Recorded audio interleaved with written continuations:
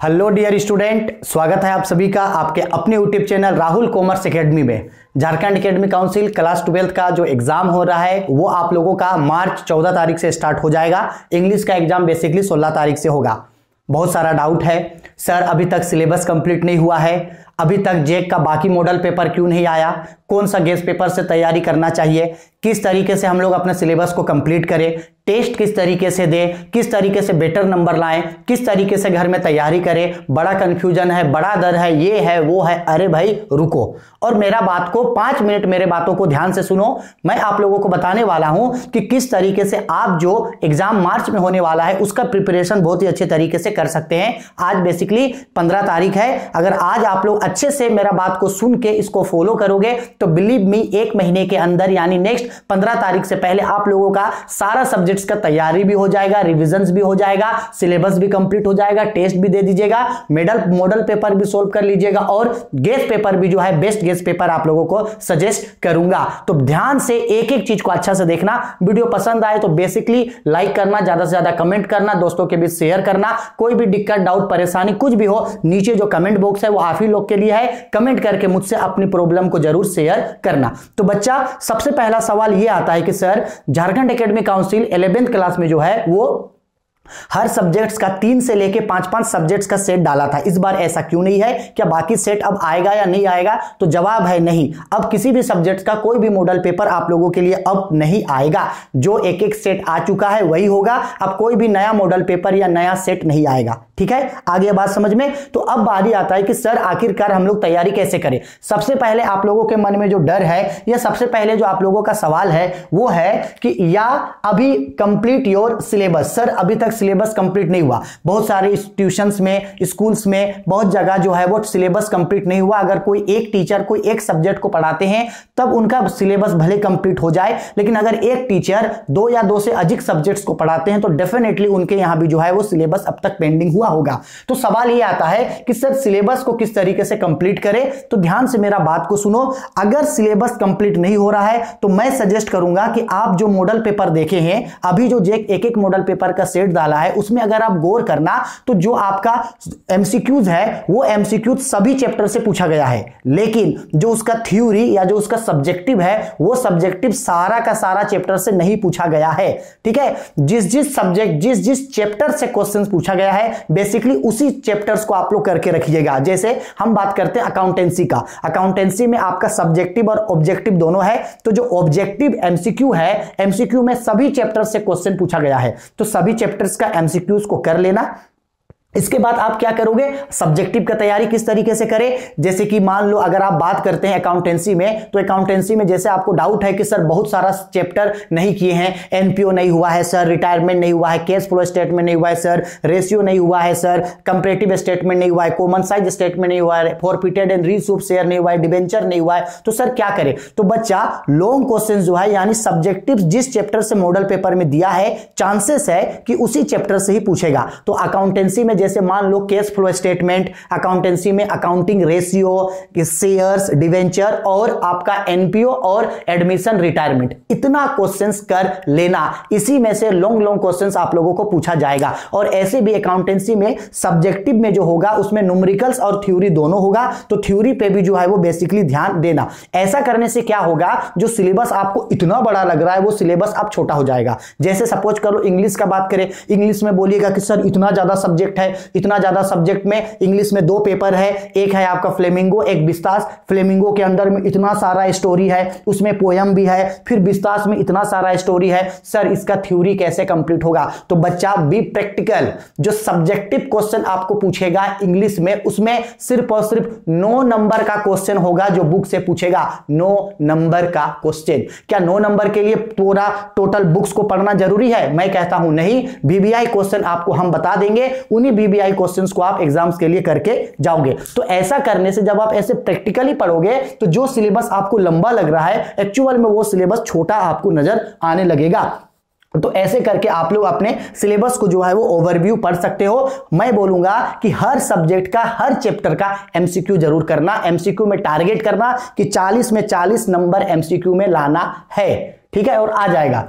इसके बाद रिविजन्स, जिन लोगों का सिलेबस कंप्लीट हो चुका है वो फोकस रखो रिविजन्स पे। रिविजन्स का मतलब उन चैप्टर्स के एमसीक्यूज को जो है वो कंटिन्यूसली पढ़ते रहो, ठीक है। इसके बाद बारी आता है टेस्ट का। पर्सनली सजेस्ट कर रहे हैं कि अगर आप लोग स्कूल्स में पढ़ते हो या आप लोग जो ट्यूशन में पढ़ते हो, तो ट्यूशन में अब जो होगा सर आप लोगों का टेस्ट लेना स्टार्ट करेंगे, तो कभी भी टेस्ट मिस मत करना। चाहे किसी चैप्टर में एक क्वेश्चन बनाओ या चाहे किसी चैप्टर में अंडा आए, जीरो आए, जीरो नंबर आए, तो भी आप टेस्ट अटेंड करोगे। टेस्ट अटेंड करने से आपको क्वेश्चंस का पैटर्न समझ में आएगा और ज्यादा क्वेश्चंस का प्रैक्टिस होगा, जिससे एग्जाम्स के लिए प्रिपेयर होगे। तो ऑफलाइन क्लासेस में आपके ट्यूशंस में जो टेस्ट हो रहे हैं वो टेस्ट आप जरूर दोगे। टेस्ट मिस मत करना, किसी भी सब्जेक्ट का किसी भी चैप्टर का टेस्ट मिस मत करना। चाहे तैयारी हुआ या नहीं हुआ, एक नंबर आए या फुल मार्क्स आए या फेल हो जाए, कोई जरूरत नहीं है अब्सेंट करने का, टेस्ट अटेंड करना, ठीक है। अब मॉडल पेपर, तो बच्चा जेक एक मॉडल पे ध्यान से समझना, जेक जो है एक मॉडल पेपर का सेट डाल चुका है। इसको अच्छा से इसका ऑब्जेक्टिव और इसका सब्जेक्टिव अच्छा से सब सब्जेक्ट का कर लेना। अब चूंकि जेक और मॉडल पेपर तो लेके नहीं आएगा, तो क्या करेंगे, तो अब आता है बारी प्रीवियस ईयर का। पिछले साल 2022 में जो 12th वालों का एग्जाम हुआ था, उसमें हर सब्जेक्ट्स का 3-3 सेट्स का मॉडल पेपर आया था और उसमें भी यही था 40 नंबर का सब्जेक्टिव और 40 नंबर का ऑब्जेक्टिव। फर्क यहां था कि टर्म 1 टर्म 2 में बांटा हुआ था। लेकिन हम पर्सनली सजेस्ट करेंगे इस साल का मॉडल पेपर को तो सोल्व करो ही करो, प्लस पिछले साल का जो मॉडल पेपर है उस मॉडल पेपर को भी जरूर करके जाना, जिससे आप लोगों का ऑब्जेक्टिव और सब्जेक्टिव का ज्यादा क्वेश्चन का तैयारी हो जाएगा। तो मॉडल पेपर प्रीवियस ईयर्स का भी सोल्व करना और मॉडल पेपर इस ईयर का भी जरूर सोल्व कीजिएगा, उसको देख के जाना, ठीक। अब सबसे important previous years question papers, आपको पता होना चाहिए झारखंड एकेडमिक काउंसिल पिछले साल के एग्जाम में जो क्वेश्चंस पूछता है वो उनमें से काफी सारे क्वेश्चंस को इस साल भी रिपीट करेगा। तो आपके लिए इंपॉर्टेंट है कि पिछले साल जो भी सब्जेक्ट्स के एग्जाम हुए हैं उन सारे सब्जेक्ट्स के अपने सीनियर भैया या दीदी या अपने सीनियर दोस्तों से जो है प्रीवियस ईयर्स के क्वेश्चन पेपर को मांग लीजिएगा। उसके बाद उसको अच्छा से सोल्व कीजिएगा सारे सब्जेक्ट्स का। मैं आज से ही प्रीवियस ईयर क्वेश्चन पेपर का वीडियो आप लोगों के लिए लेके आ जाऊंगा, जिसमें एमसीक्यू, सब्जेक्टिव और ऑब्जेक्टिव होगा, जिसमें प्रीवियस ईयर के सारे सब्जेक्ट्स के एक एक क्वेश्चंस को मैं आप लोगों को बताऊंगा, ठीक है।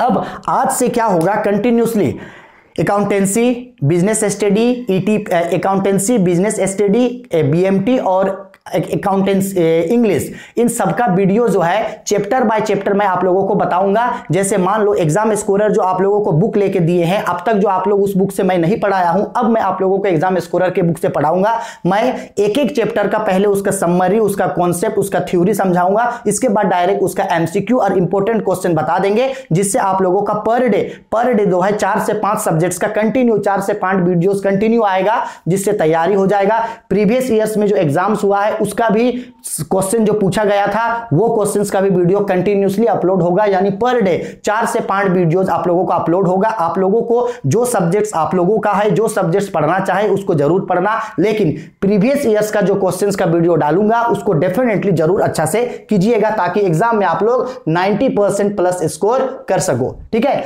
अब बेस्ट गेस पेपर का बात आता है कि सर तैयारी करने के लिए चूंकि समय बहुत कम है, तो क्या कोई ऐसा गेस पेपर है जिससे बहुत आसानी से तैयारी कर सके? तो हाँ, गेस पेपर है। मैं पर्सनली सजेस्ट करूंगा, एक तो आप लोग एग्जाम स्कोरर पहले से ले लिए होंगे मुझे पता है, और दूसरा आज 15 तारीख है, आज या इवन कल मार्केट में जो है वो शर्मा गेस पेपर आपका आ जाएगा। तो आप अगर अच्छा से और डीपली पढ़ना चाहते हैं तो मैं सजेस्ट करूंगा कि शर्मा गेस पेपर भी ले लो। इसके अलावा बहुत सारा स्टूडेंट जो है वो वर्मा गेस पेपर भी कंसीडर करते हैं, तो अगर आपको वर्मा गेस पेपर लेने मन करे तो भी वर्मा गेस पेपर ले लेना, लेकिन ध्यान ये रखना कि समय का अभी आपको ठीक से यूज करना है। किसी भी इधर उधर चीजों में समय मत गवाना, इधर उधर घूमने में, वीडियो गेम्स खेलने में, यूट्यूब में रील्स देखने में या शॉर्ट्स वीडियोस बनाने में, किसी भी चीज में समय वेस्ट मत करना।